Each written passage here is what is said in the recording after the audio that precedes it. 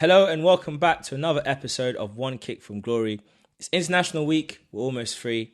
We're going to do something a little bit special today. We're going to talk about our love for our clubs and what made us start supporting them. Before all of that, I'm joined, as always, by Craig on my left. Peace. I've got Matthew here with me, and we've got a very special guest today with us. This is my friend Markus. He's a Liverpool fan, representing in the building. Obviously, it's not every day Arsenal, Chelsea, but we wanted to have a nice discussion about our teams, about our love for them, and some stuff about fan culture. So we're going to jump into that straight away. So I'm going to start with you, Markus, as our guest for today. So what made you become a fan of the Mighty Reds of Liverpool? Yeah, so when I was younger, most of the people in my life were Liverpool fans. So, I feel like it's one of them things where, I didn't really have too much of a choice. So very quickly, you get into football, you realize you love the game, you enjoy the game. And then for me, I was kind of 7, 8 when that kind of cemented. And it was like, okay, this is my team. This is who I support. And yeah, Liverpool were the team. That's exciting, man. Exciting. I mean, I know for us growing up as Arsenal fans, it's interesting when you have that kind of familial influence and the people around you. So, Craig, what was it that made you become a fan of Arsenal? When I was young, I watched the Arsenal Man United game. I think it was a 2-2 game at Highbury. And I think Ian Wright was playing, and he was the biggest person. I looked top two. So I said Ian Wright and Dennis Bergkamp as well. Because when he came to Arsenal, he transformed Arsenal. When he came, we were like a nearly team of winning something. And when he came, when he came, everything just changed after that. So I have to say them two. Definitely those two. And then later on, I'll say Thierry Henry as well. That's later on down the line. 100%. And for you, Matthew, what was it that started your love for Chelsea? Remember when we first moved to London, and my mum got us 2 books, and my brother got an Arsenal book with David Seaman on the cover, but I got a cover with the mighty, legendary Gianfranco Zola on the front. And well, I started reading up about him. Bear in mind, we didn't really much watch football at the time because we didn't have much connection like Sky TV or anything. So football was rare on TV. But I was reading up about this guy, how he talked about the club and where he'd come from and what he kind of did to Chelsea in kind of the late 90s when we were in a bit of a resurgence, especially in like Europe and stuff, and winning the old FA Cup now and then. And my favourite colour was also blue. So that kind of got something to do with it. And we used to, back when I'm originally from Peterborough, we'd always go to my neighbours and watch some football. I remember one of the games we won was UEFA Super Cup game against Stuttgart. I remember winning that game kind of like 1-0, and I just love watching. When looking back on it now, what I didn't know back then, there was just a kind of a glamour about it, a kind of European glamour about the way we were doing things with a young manager in Ruud Gullit. We had another foreign manager in Vialli as well. And some of the players that we had, like your Zolas, like your Flows, your LeBuff, your Desailly. We weren't knocking on the heels of, say, Arsenal, Man United, or even Liverpool back then, but we were doing our thing.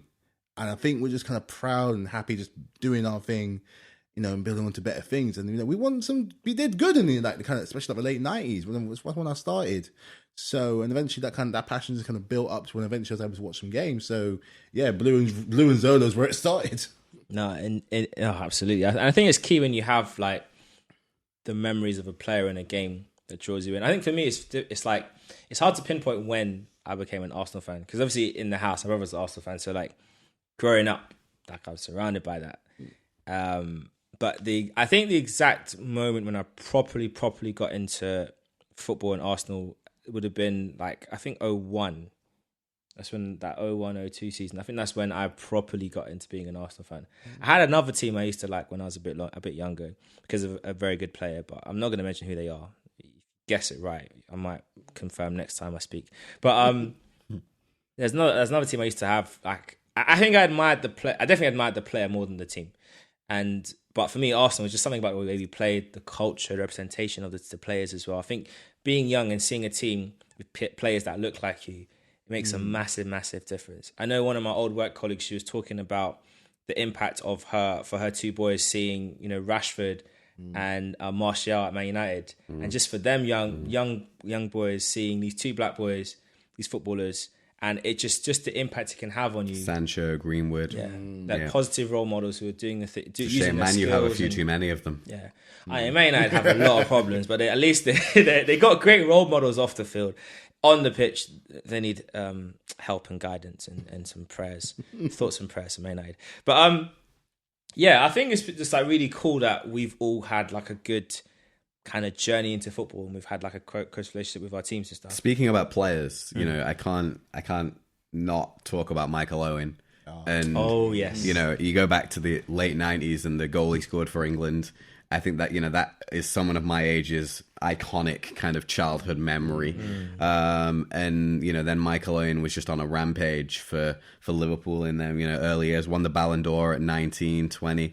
And then obviously there's only one that follows, and that's Steven Gerrard. And Steven Gerrard is the iconic role model of every Liverpool fan my age. And, you know, he pulled Liverpool through everything. Champions League 2005, West Ham FA Cup place, the Steven Gerrard final. Gosh. Like, you know, and most of my upbringing as a Liverpool fan was remembering these Steven Gerrard moments. Like, he was there in every major moment, you know, for being a Liverpool fan. It was Steven Gerrard that was there, scoring the winning goal, setting up the pass, cheering on the fans. Like, and he's someone that we look to.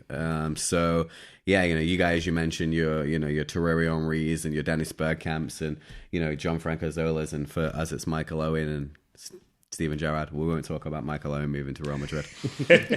I think that's a good thing you brought up about that, the memory of a key player that sticks with us. I know previously we talked about the players that we really liked and some of our favourite teams. So I'll start with you, Matthew. Who would you say, I know you mentioned Zola as a key player for you, kind of an early memory, but who's another player that you look back on and be like, that's the guy that made me a Chelsea fan beyond doubt? Gotta be Didier Drogba. Didier. Gotta be Didier Drogba. I could go for Frank. I could go for Czech. I could go for, you know, other big hitters. But for me, there was something about watching Drogba that just instilled that kind of pride and leadership that he had on and off the pitch. This is a very obscure memory that I have. One of my favourite times watching Drogba, apart from because he's a big game player, when he scores in the final, we win. He steps up. That's true, you know. One of my absolute favourite images was before the Champions League final. Bear in mind, this guy's not the captain on the night. He's not the captain. Lampard is. And Terry's shouting on the bench.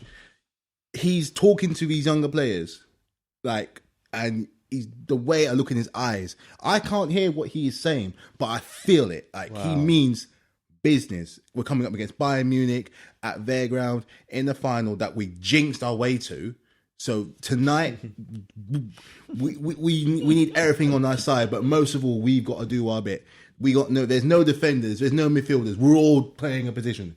Goalkeeper if need be. We're stepping up, and I felt it there. Like, I'm looking at this man thinking, when he's in his zone, that leadership, that pride, that delivering on a big occasion, I felt it. If you want a big game player, you've got to be one person you got to have in your team. I agree on that account. I think we can comfortably say Drogba is definitely a big game player against us. Definitely. Lord, Senderos, wherever you are, God bless you. The mental scars, boy. God bless you. Like, just thoughts and prayers. Thoughts and prayers. Over to you, Craig. Like, who would you? Obviously, I know Ian Wright is like a massive influence for you growing up. But like, what would you say then as a game? I know Ian Wright's the main one. We could say Omri, but it's Uncle Wrighty. And like, if anyone knows Uncle Wrighty, like, we would love to have him on the podcast one day. So speaking it out there, it's going to happen. So, what is it? What moment of Ian Wright for you, young growing up, just cemented that Arsenal's your team? Has to be the 97-98 season when we won the league. So many years we were struggling to win the league. And him breaking the record at Highbury against Bolton when he pulled the iconic when he pulled off his shirt. 187. Like, that moment was just amazing to see, because like, he'd been at Arsenal for a long time, and I think when he came to Arsenal at 28. So half his career was towards the end of his career basically, but he obviously looked after himself well. And when he scored that goal, you could see the passion. I saw the passion on the pitch, him doing it. I thought I was on a pitch with him, celebrating with him. Because the way how he scored and he was just celebrating all the, like, it meant so much because he broke the record and the record stayed for a while. And then Thierry Henry eventually broke the record as well. But to be honest, Ian Wright, like, what he did, the thing that really making me a massive fan because he started out late as a footballer. He never gave up on his dreams. He got turned away by so many clubs, turned away. And somebody at Crystal Palace gave him the opportunity to become a player. And he took it with both hands. And he excelled. And I think he inspired a lot, not just black people, he inspired a lot of people to become a professional footballer. Yeah. So that's why I have to say Ian Wright. That's an interesting one. I think in what you're saying, I think it's interesting that you mentioned the fact that he started out late, 27, 28, get into the big leagues. I know for Jamie Vardy is probably the most recent example of that. There's not many players that get that big move that late in their career. But late, well, because obviously for a striker, when you're in your late 20s, that's your peak, and then usually you go downhill. But Wrighty peaked late, Drogba peaked late. I think it's something interesting about players when they kind of reach a new level older in life. I say all of that because, of course, in and amongst us as fans, we've all had transfers amongst us. Some of us have bought older players from teams when we shouldn't. I know the Chelsea to Arsenal transfer running, we've always picked up your surplus to requirements. I won't call them trash, but surplus to requirements. And you've taken our key assets at times when they've been very useful for you. But what was really interesting, of course, is that the transfer of Torres to Chelsea. Oh, we're going to talk about it.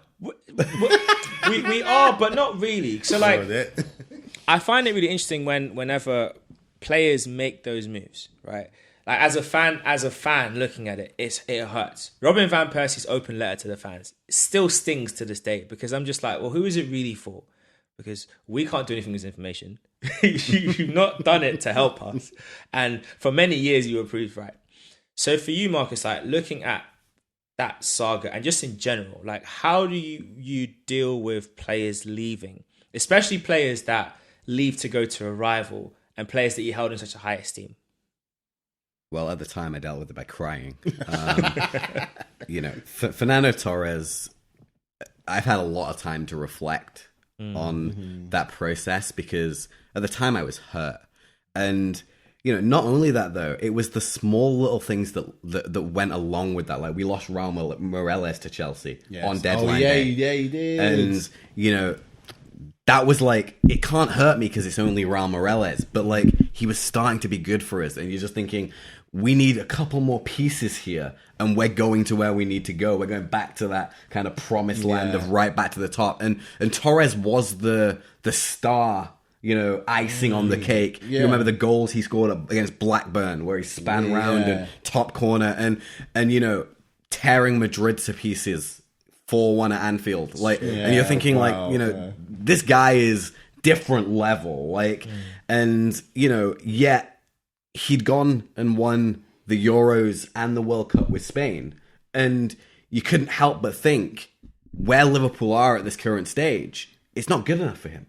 He wants to win the Champions League. He wants to win the league. He wants to win trophies. And we idolize him, but he clearly wants more. And he's not a young boy born in Liverpool.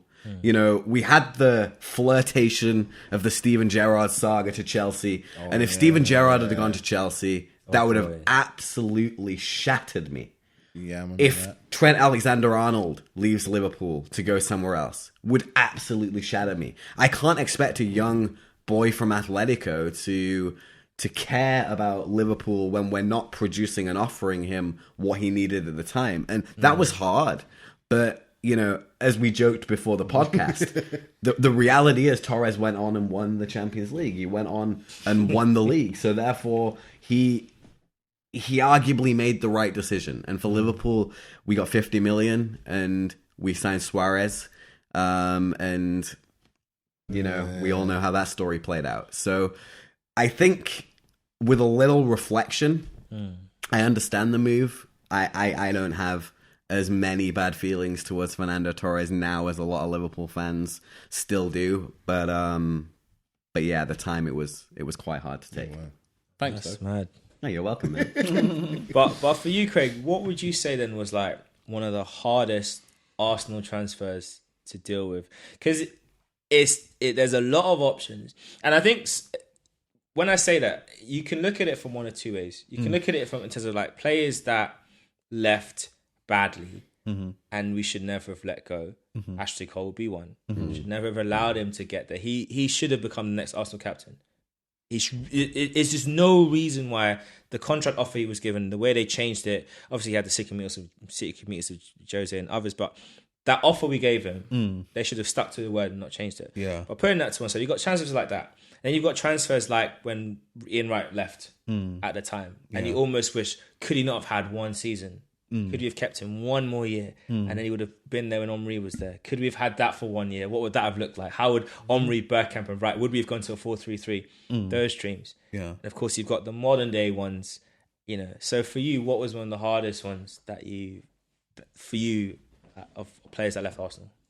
I'm gonna have to say two. I'm gonna have to say the Cesc Fabregas leaving to Barcelona, and I have to say Robin van Persie leaving, because the season when Fabregas left, I felt if we could have maybe got one or two signings, I think the problem was we were scoring loads of goals, but we were conceding some sloppy goals as well. Gosh. So I was always thinking, if we could have sorted out the defence, I think we could have challenged that season. The following season when Fabregas left, because we bought Arteta. Was that the season when Fabregas left? Was that the season when we got battered 8-2 by United? He left in... I think that was the season, wasn't it? I think he left before. He left before. So was that the season when Fabregas left? That season we bought Arteta. So Fabregas left, and then we bought Arteta, Mertesacker, Park Chu-young, Yossi Benayoun on loan. I think that was the season. Santos. Yeah, that was the season when we got battered 8-2 by United. Yeah. That was that season. But he left in the summer. Yeah, and then that same season we lost Nasri as well. But then the Van Persie one was the hardest one, because he was our captain. The season before he scored 30 odd goals, got us into the top four. Should have challenged for the title, but then by March we imploded again. Then he left to United, won the title in his first season. That hurt. And he wrote a letter to the fans. But Get the letter. But that hurt as well, because I think if Arsenal, if we could have kept in that season and improved on the squad, that the players that came in, I think we could have won the league that season with him in the team, with the players that we brought in as well. And that hurt, because him going to our rivals, our biggest rivals, because Man United, Arsenal were massive rivals back then. Him going there and him winning the title, that hurt. I mean, it's the single. Even today, it still hurts. It's the single biggest difference. You take Van Persie's goals, you put the same output he had that season in Arsenal's team, win the league. 100%. True. It's just Absolutely. fact. 100%. And Alex Ferguson was very smart. He leaned on Arsene Wenger's leniency in his older years and their friendship. Come on, Arsene, okay, go on then, you're my mate. Listen, here's a lesson, which I think Chelsea do really well. When you're going to sell good assets, and Liverpool do as well, you sell them abroad where they can't hurt you. You don't sell them into your rivals. Or you don't, but we're just a sucker. The thing is, though, right, you have to be at a level to be able to do that.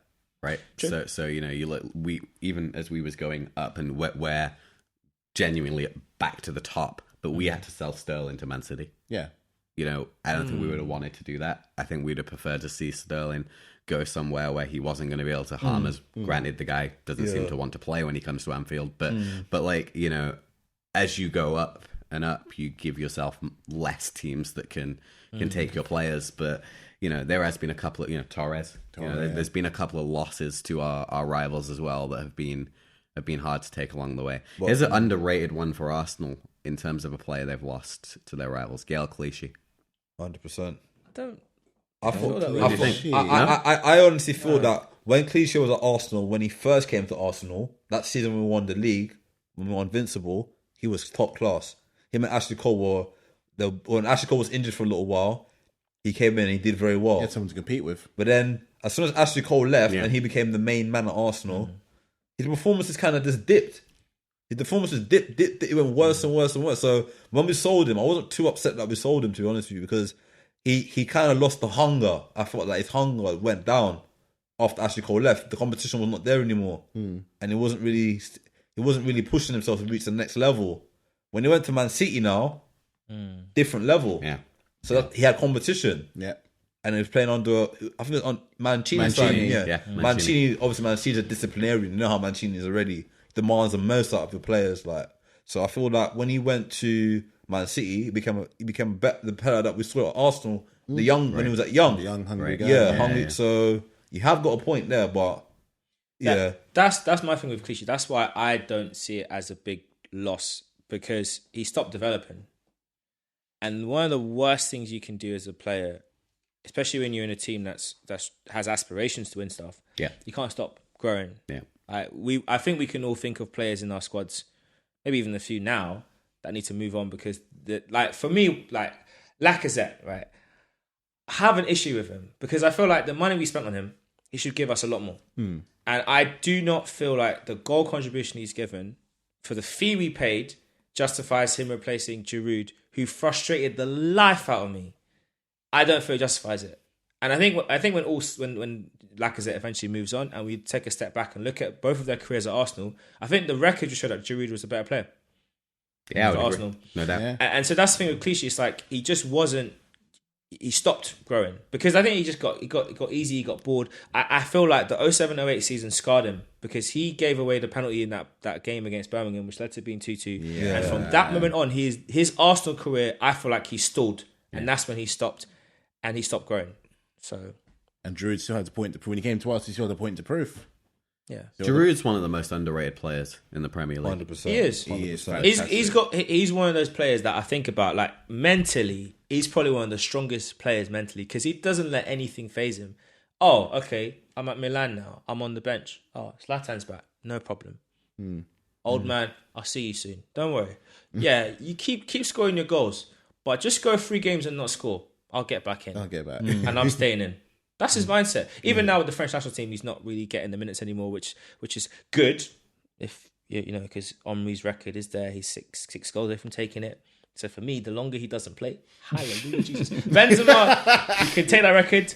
Obviously, Mbappe, that's yours. Giroud, please no. But that's a target he probably still has to get that. And 6 goals. The funny thing is, France could play San Marino, and Giroud could bag 7. That's it. Mbappe scored 4 last week. Couple of days ago. Yeah. And it wouldn't matter that the opposition. No. I'm France's all-time leading scorer. What can you say to me? Nothing. And he won the World Cup as well. And he won the World Cup. Didn't score a goal, but he won the World Cup. So who cares? Scored every time he played Liverpool too. Every time, yeah, by the way. he did. Like, He Yeah, did. it's true. Yeah. It's true. He scored one for Arsenal where he turned one of the defenders and then curled it with his left foot. Or his right foot, curled it. And that was the 3-3 game. Seriously, every time That 3-3 Liverpool game, played yeah. either Arsenal Yeah. or Chelsea, and Giroud, I lit lineup, Giroud's playing, okay, 1-0 already, or he scored. Like, What a guy. every time. What a guy. I just said he was very underrated as well. Very Yeah, underrated. definitely. Yeah. Extremely underrated player. Underrated player. But, I think it's one of those things that we look back on these players and look at these memories, and I think it's really important as fans, like what we, not just the memories we have, but the memories we can create. And one of the biggest things that we've seen, like over the past summer, of course, is the World Cup talk. And the way how that's going to mess up next season, I think it's just disgraceful. I honestly feel like there needs to be something seriously looked at into the corruption in football, because I think it's disgraceful.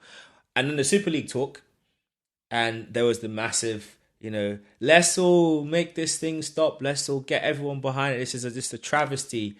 And yet you have fixtures that get changed the night before a game. Still, so a game that should be a 3:00 becomes a 5, or it should be a 5:00 becomes a Monday at 8, when the trains start running past 10.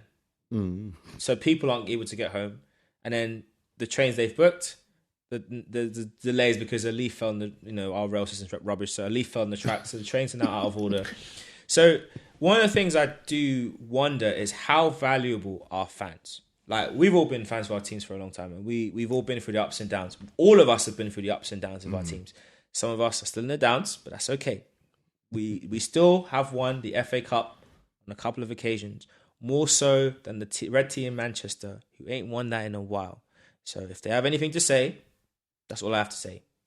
We may not have won the league in a while, but at least we won a trophy. It's been a few years now. Might want to sort that out. But how valuable do you think fans are? just in general, like in the whole footballing sphere. And I'll start with you, Matthew, and I'll move across to you, Marcus. Like, how valuable do you feel like your voice is as a fan, and what impact does it have now in football?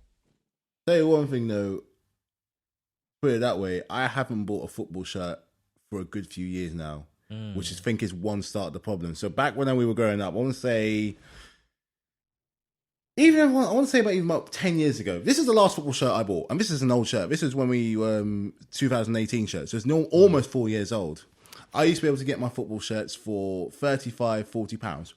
Okay, this was a bit closer to 60. Gee. I look now, they're punching 100, sometimes a little bit more. That's before you even get a number on your back. And then I haven't been to a Chelsea game in years. There's the tickets.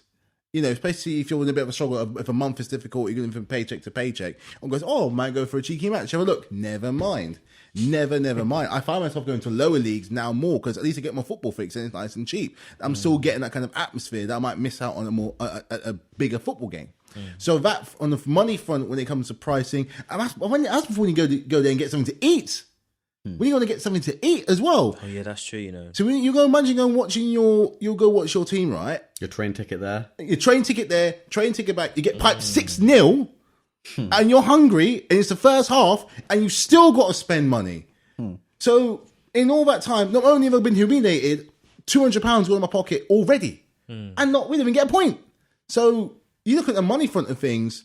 They're trying to make more money for themselves. What about us? What about the people who have been here from the times? When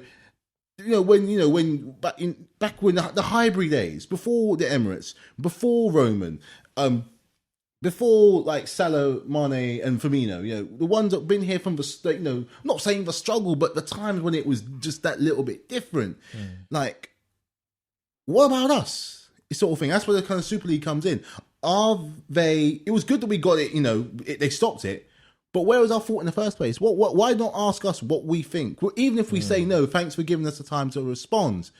But is football turning now into more of an Americanized culture where it's, there's no real threat, there's no real proper rivalry, there's none of that kind of sense of community? That's what football stadiums are, a sense of community to their areas, and it reflects, and that's not how my American do things, but how we do things. That's the Premier League. That's league football or non-league football. It's about the people that came and brought it up. It's the reason why I say they're stealing from the poor. If from one way of looking, I don't consider myself poor because I didn't give you guys poor. So on that front, you might say no, but at the same time, look at when people watch. When people watch match reviews, way more likely to go. Are you more likely to go to the establishment, or are you go to the fan channels? Regardless of the results. Blues Fans TV, CFC Fan TV, West Ham have got one, Newcastle have got one, Leeds have got one, QPR have got one, Chelsea have got one. So they might not want to listen to us, but we're going to start talking anyway. That's two ways of looking at it. And I like the fact that you brought up, the fan TV, because obviously there's a lot of backlash against AFTV at Arsenal, which doesn't make any sense to me. The blueprint in AFTV, the absolute blueprint. And think of the amount of people that watch AFTV but don't even support the team. You watch it for the people, the characters, the fans, the ones who've been there from the Highbury days, before Wenger, George Graham. But they don't want to know about that. Now, as far as they're concerned, Arsenal started in, never mind 1996, they started in 2007. I'm like, hey? I mean, I'm not a fan of the club, but you got to start giving some respect. And the only way to know that is to talk to the fans. That's why I say you do it. And that's one of the things that, like, I feel like these fan channels have created a space for fans to kind of share their opinion and voice things. Sometimes it can be a bit extreme and maybe it's not constructive, but it is a space where they can get their opinions across. I guess for you, Marcus, like, looking at the way how things are as a Liverpool fan, because I don't know how the communication is between your board and the fans in terms of, like, just knowing stuff, but do you feel like, because, okay, Liverpool, the team, you're not just the team. You are intrinsically linked to the city. You are part of the cultural heritage. It's more than just being like a fan. It's like it's everything. Even some small thing. Well, it's not a small thing. It's a major thing. The boycotting of the crap newspaper that starts with an S and ends with an N and has a consonant in the middle, a vowel. Anyway, you know the one I'm talking about. That rubbish newspaper, right?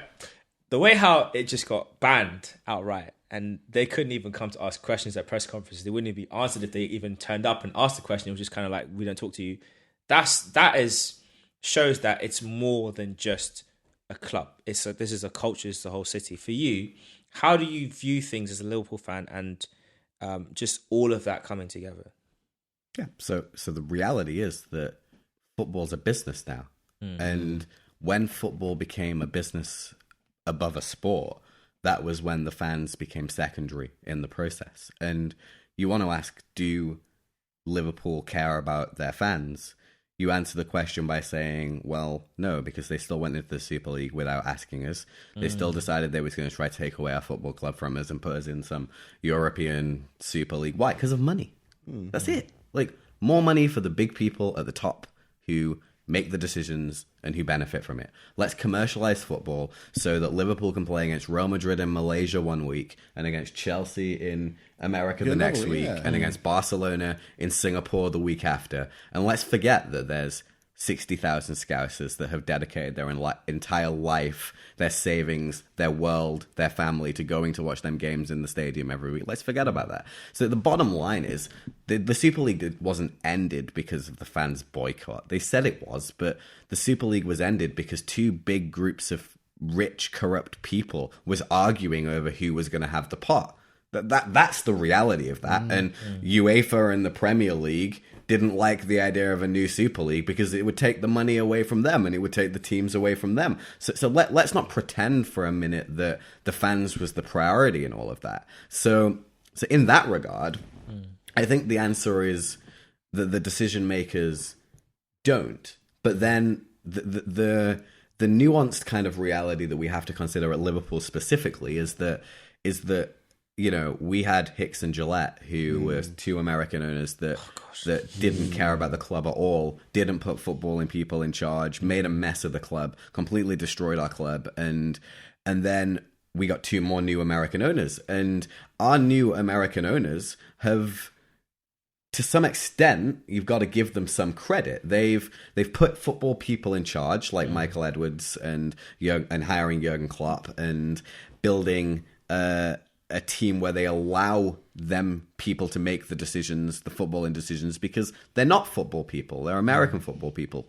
And they've taken us from where we were to winning the Champions League again and winning the Premier League. And, you know, you can ask the questions like, well, you know, do they really spend the money? And, you know, the net spend is sort of like 20 million a year. You know, it's like, okay, they signed Van Dijk and Alisson, but they sold Coutinho, you know, and before that Sterling. And, you know, this is how, you know, they've kind of been able to make the money. The club can spend everything that they make on the outgoings of players and will throw in a 20 million here or there. But what I don't think the Liverpool fans will ever allow the big people at the top to take the club away from us.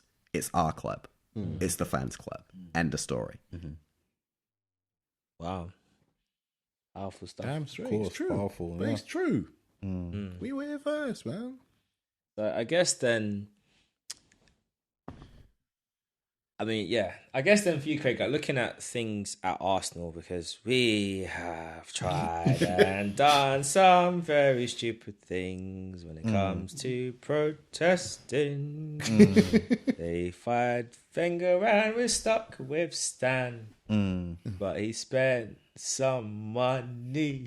I don't know why I did that. But yeah, like looking at how our situation with the club, and the club have tried to kind of do things a bit differently now. They've created like a fan forum. I saw the pictures of those who are involved. I'm glad it exists. It's not very diverse, but that's fine. It's a start. I was like, okay, it's you know, okay. We got representations across the board. It's not very gender diverse and it's not very racially diverse, but that's okay. It's the first start. Like, you know, they're trying something. They're reaching out to the community.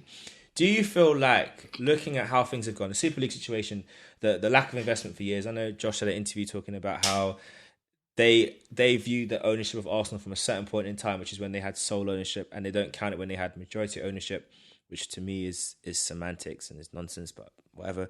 they've put their money where their mouth is this summer. So and the last few summers, so I give them some leeway. Yeah. Do you feel now like, in terms of going forward, that they now have an obligation to maintain what they've been doing, but also then as fans, we now have there can now be a better relationship with us and them going forward?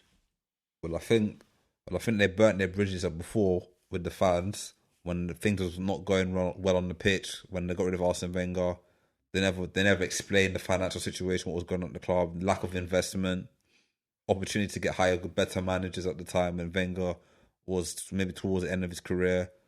Not really, like, a lot of things they've done, they didn't do properly, and now they're trying to rebuild. They're trying to rebuild a relationship with the fans.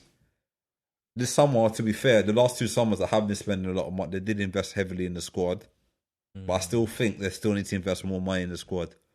For us to get back to the level of top 4 again, we need more recruitment, I would say.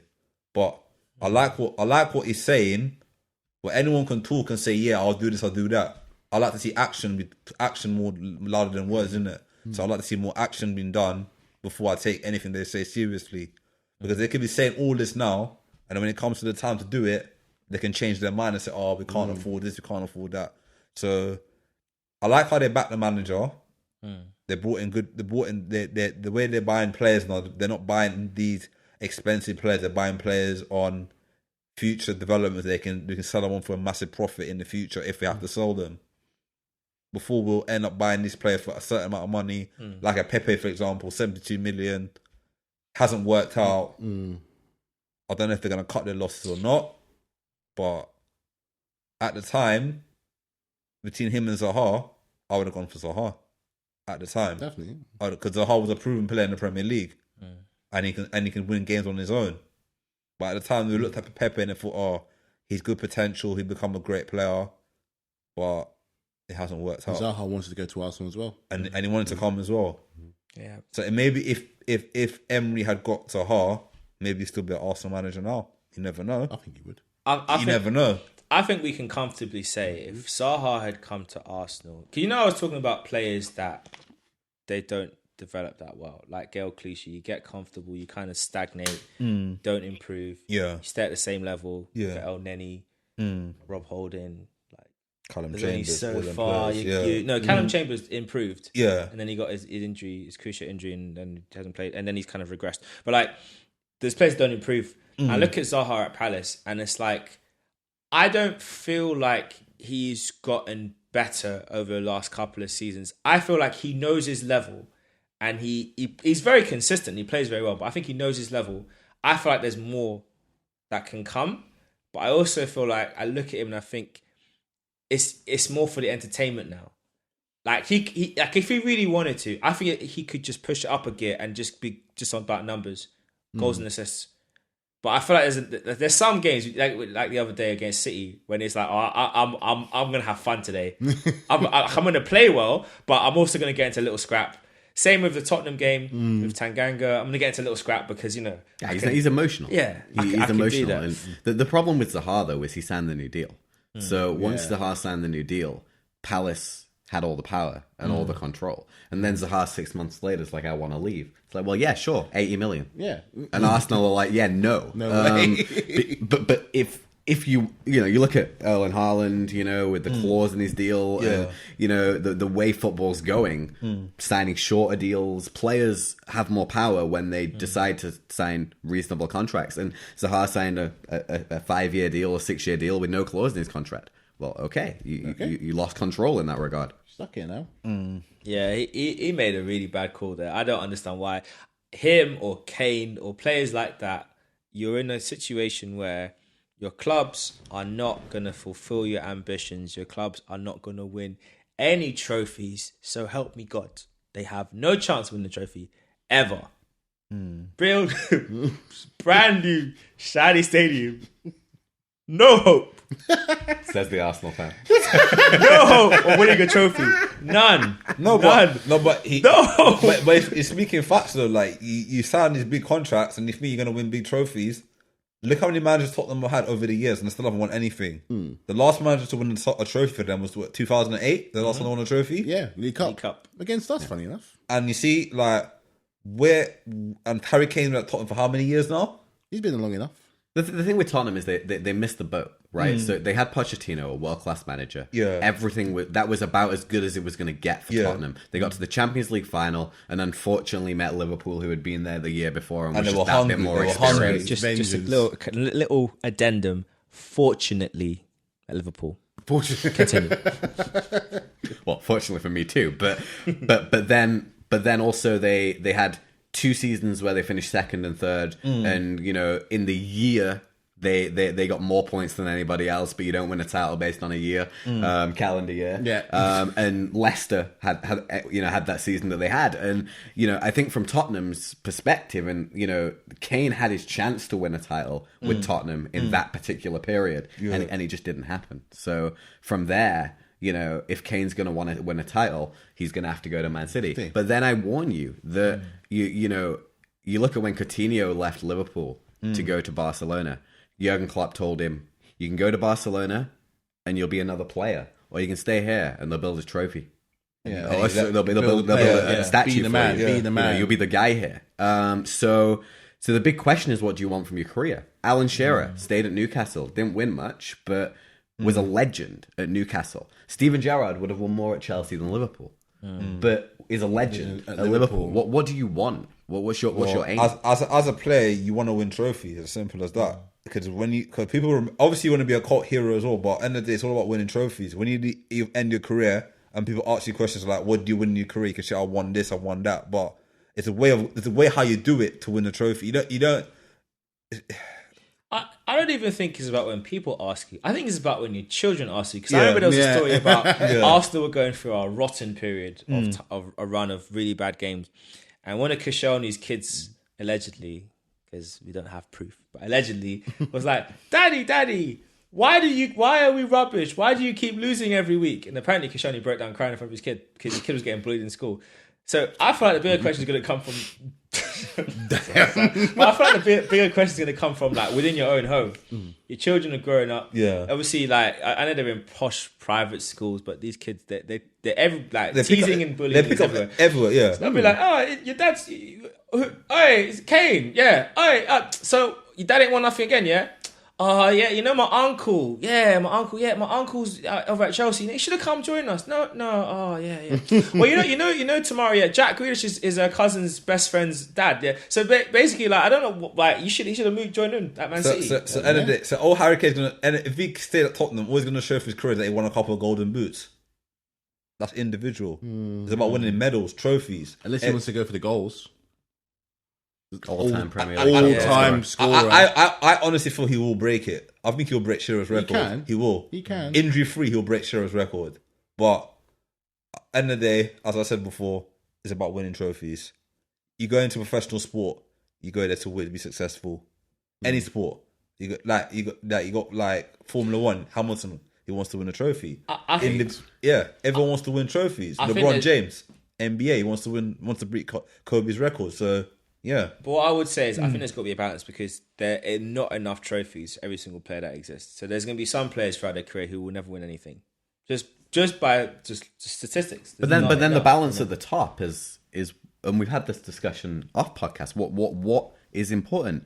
Axel Witsel went to China and made 500 grand a week for two years and brought that home and now is playing back at Borussia Dortmund. I don't think he's going to care about anything he won or didn't win in China.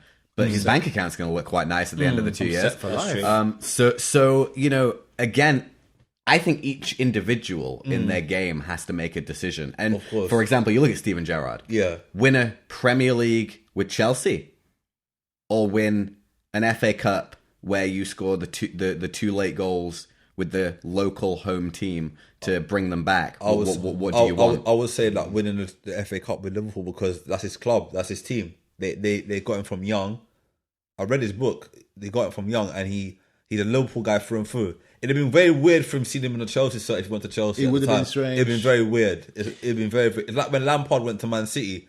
It looked very weird him being in a Man City shirt because he'd been a Chelsea guy through and through, and then going to it looked very strange for me. I'll say this: it would have been very weird, but it would have helped settle the debate as to who's better, because that whole conversation is kicked up again. It's still going. And actually, what I do love is that Steven Gerrard made some not too subtle digs in the press talking about, managers expecting to have a good playing career and just marching to a top job. I don't know who he was firing shots at, because like anyone could catch stray bullets. Arteta could catch a few strays. Henry could catch a few strays from that one. Vieira. Gary Neville could catch a few strays. No, Vieira did his coaching with he did youth coaching. Ole. He was in Man City for a little while. Yeah. So he Then went to America. But Ole did some But coaching so elsewhere. did Arteta. Yeah. So Well, but his first proper job was Arsenal, so I feel like because he did coaching, but not proper coaching. So.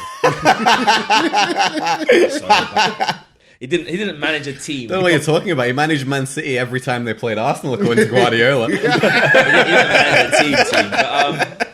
But yeah, I think one of the last things I'll talk about or I'll discuss like now as part of this part of the discussion, because of course, like we've all seen a lot of like our teams go through a lot of ups and downs, a lot of kind of different periods of time, development, changes and stuff. One of the big things we've always got to look to is like our expectations and how things are going. And of course, for us, this season started off, we had two of the worst fixtures you could have gotten before the fixture list got written down to pick, of Man City and Chelsea as your opening fixtures. Two of the worst. And we would have believed we would have come out of those 3 games with at least 3 points, because that's kind of what you would have believed. Came out with 0. Because anyway, let's not.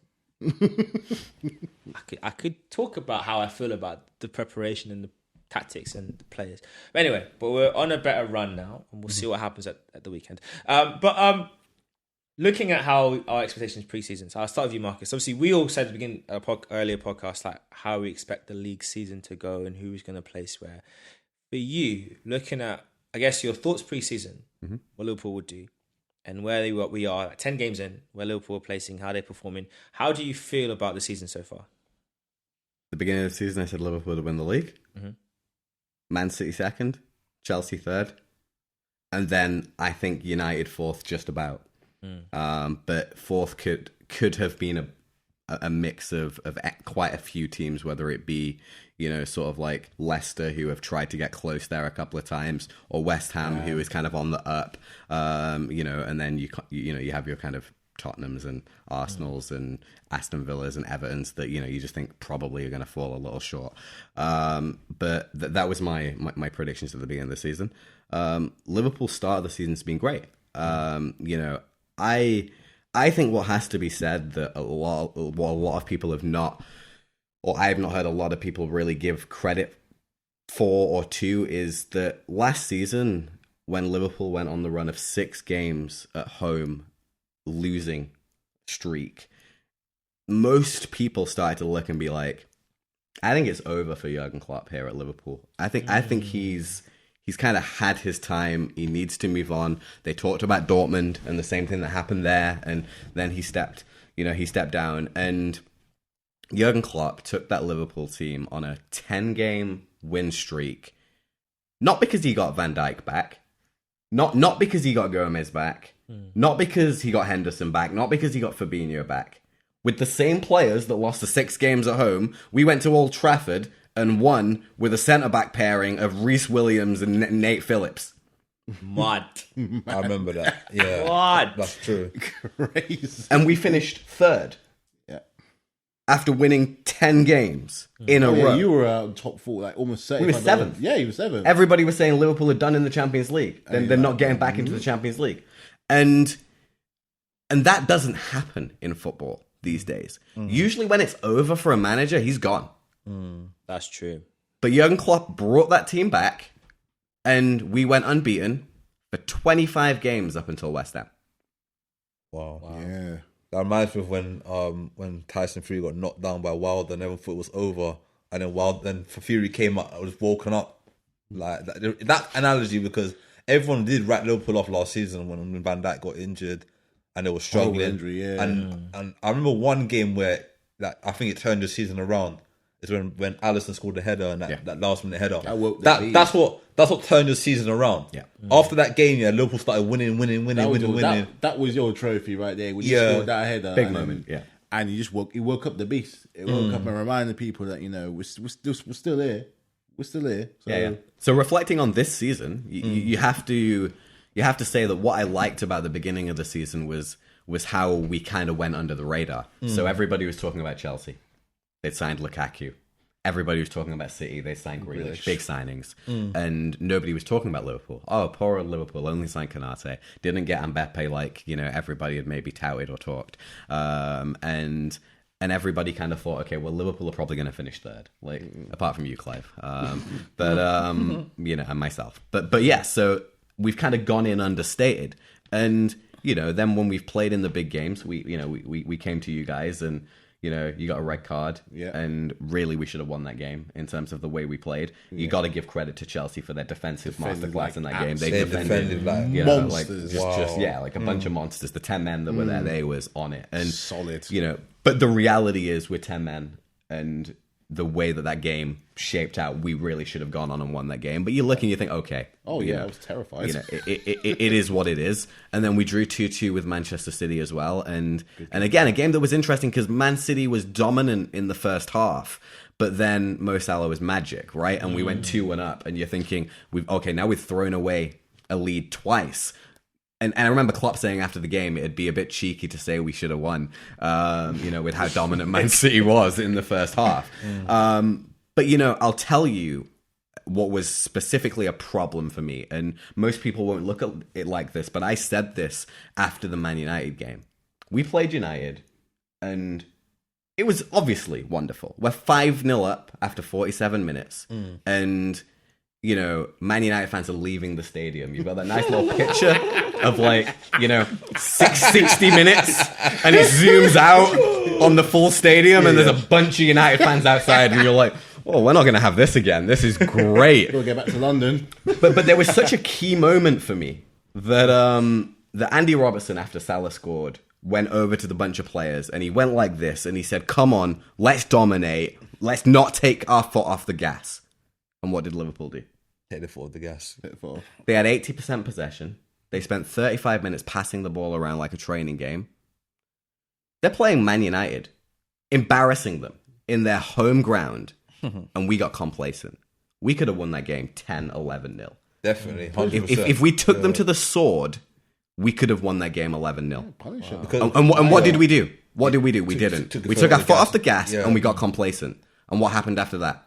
Liverpool went to Brighton. Yeah. Or Brighton came to Liverpool. Liverpool were 2-0 up. We scored a third goal that got disallowed. Liverpool were comfortable. Liverpool got complacent. How did the game end? 2-2. Liverpool went to West Ham. What happened? Lost 3-2. 3-2. Got complacent. So for me, now we're at an interesting point going into this Arsenal game at the weekend, because I think that Liverpool really need to come back all guns blazing and say, this has not been acceptable. We need to step on it, and we need not to... we need to really have a convincing result against you guys at the weekend. So it's an interesting time. I'm happy with where we are from an expectation perspective. We're 4 points off you guys at the top. It's all close enough, and happy enough.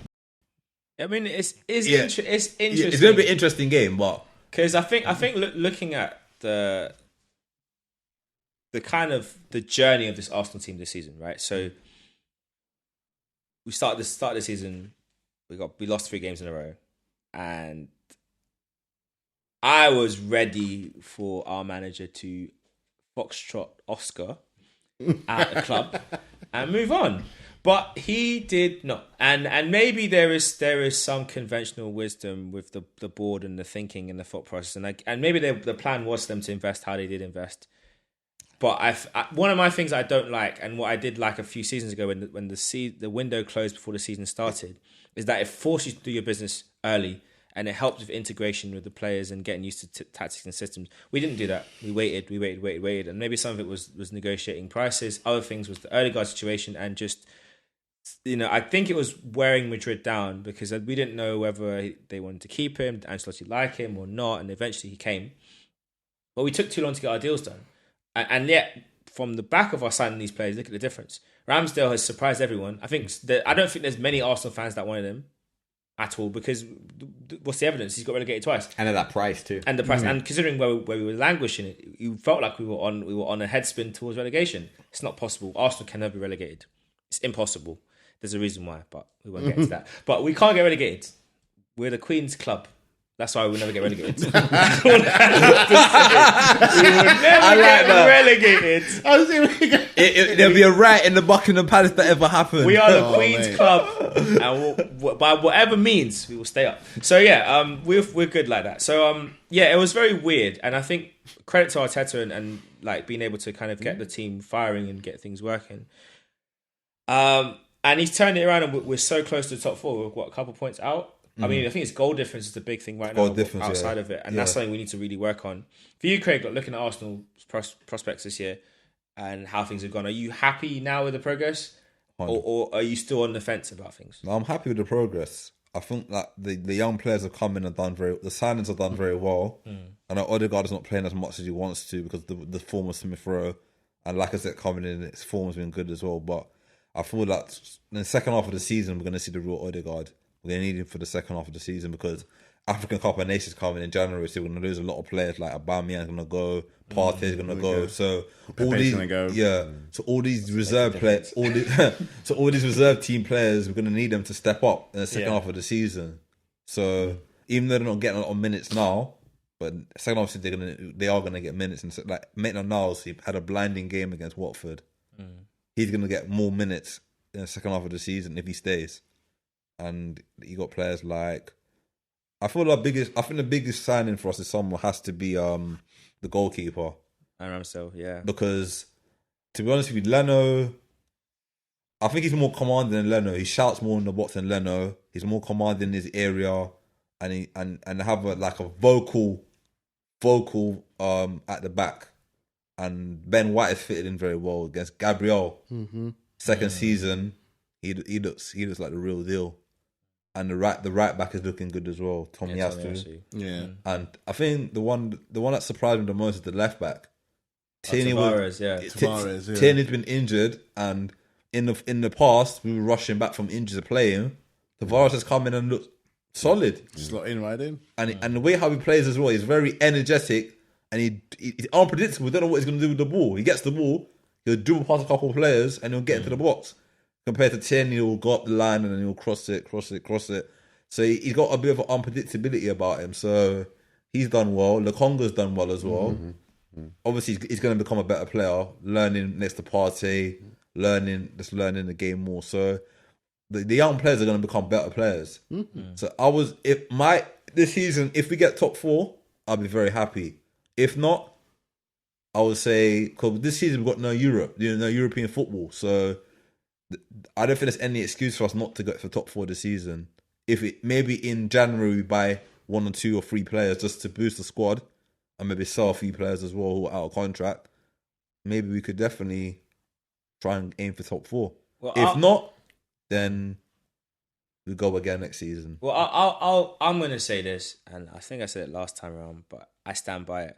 Arsenal have no excuses not to make Europe proper this season. And in fact, with the way how this season is panning out, Arsenal have to push for the Champions League.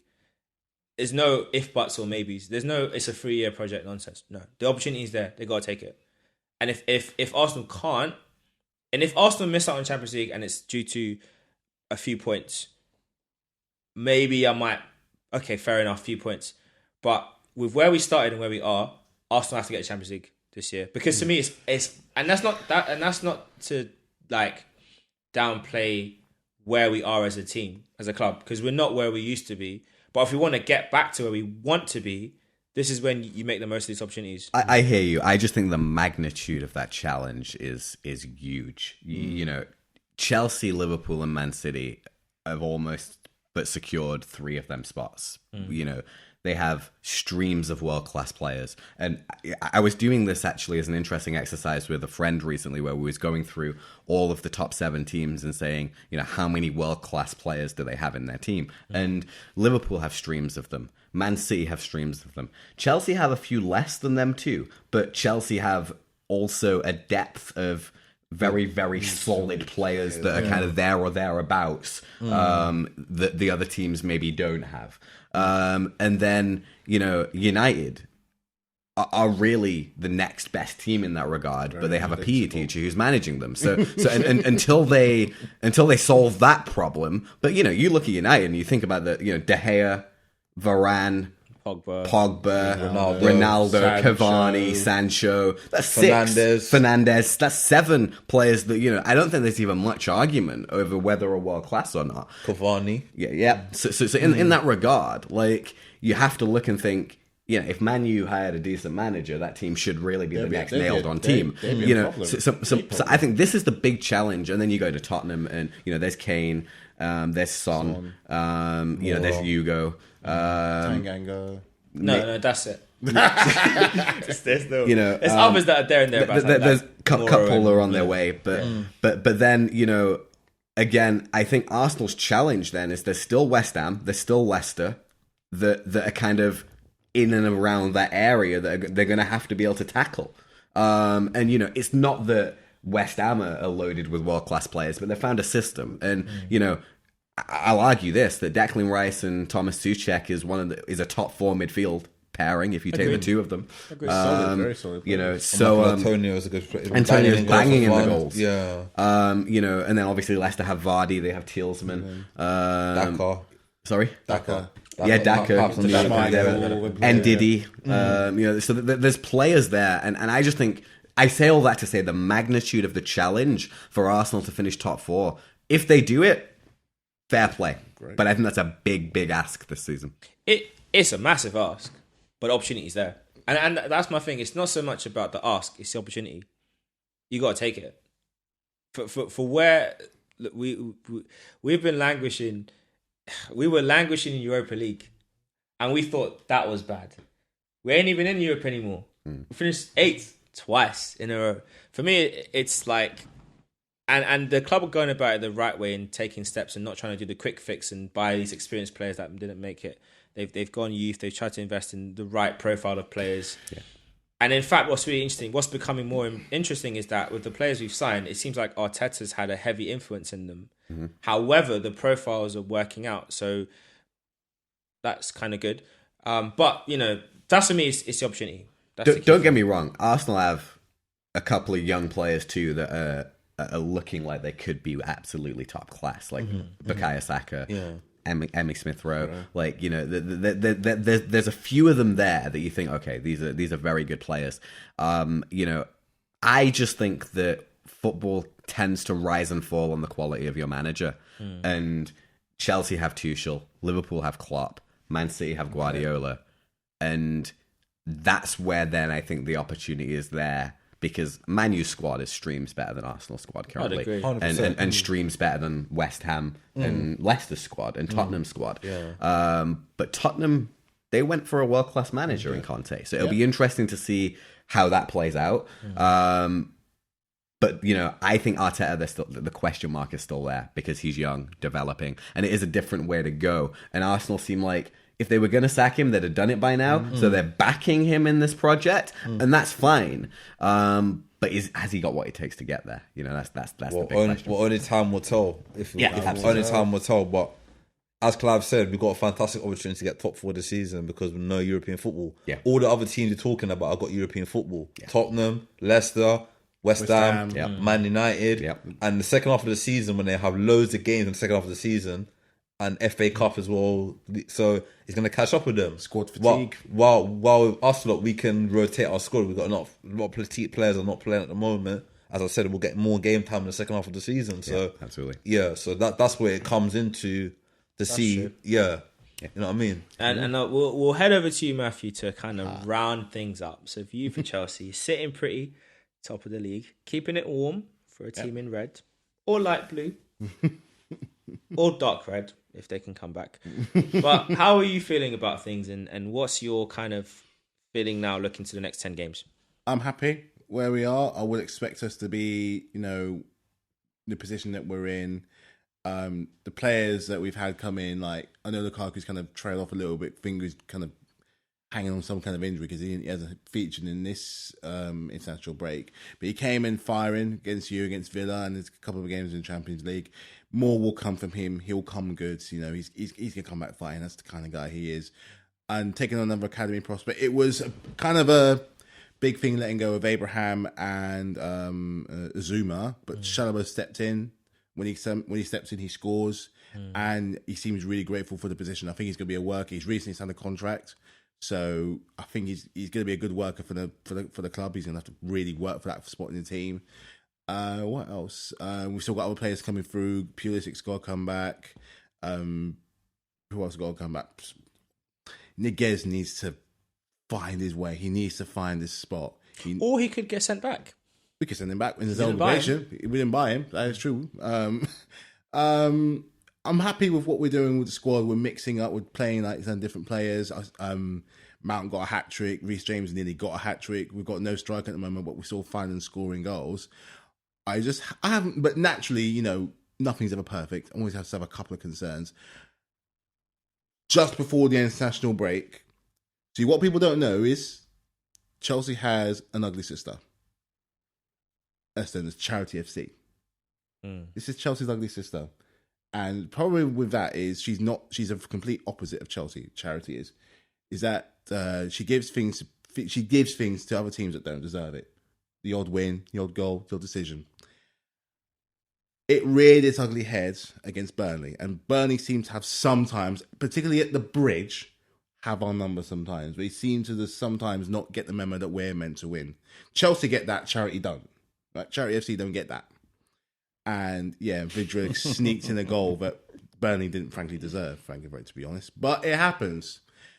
My only worry is, and sometimes Charity FC sticks around for too long. And this was the gap. The games we had were bank on 3-pointers. Nothing, only 3 points was doing. We stumbled on one. We've got tougher games coming up. We got Leicester on Saturday. And we've got to play Juventus in the Champions League. And we do have to play that enigma as Manchester United. We haven't beat Man U in a while. And, you know, the games are just going to get tougher after this.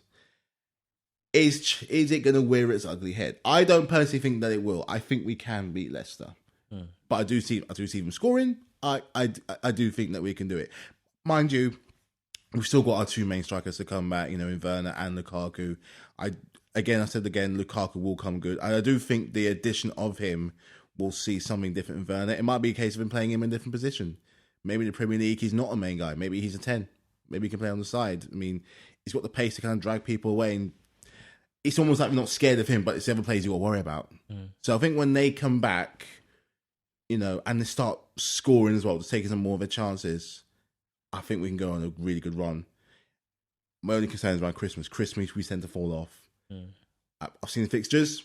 They're winnable, but it's just kind of keeping that focus. Get the Champions League group games out of the way, get them done, and really put that focus on the league, because there are no breaks now until March, international breaks anyway.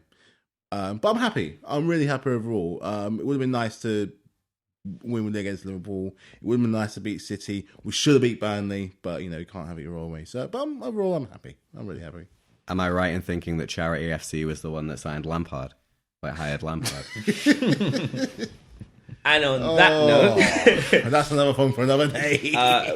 we're going to definitely touch on managers at some point, because I think it's going to be interesting to see the decisions we've made and who's been hired and who hasn't been hired and what they would do, especially Gerrard now at Aston Villa, and how that could all pan out. But for now, thanks Markus for joining us. Thanks everyone for listening. If you're watching it on YouTube, please subscribe, comment, share. And if you're watching it on iTunes or listening on Spotify, please do like it, rate it, and let us know how you feel about your team this season. Until next time, peace. Peace.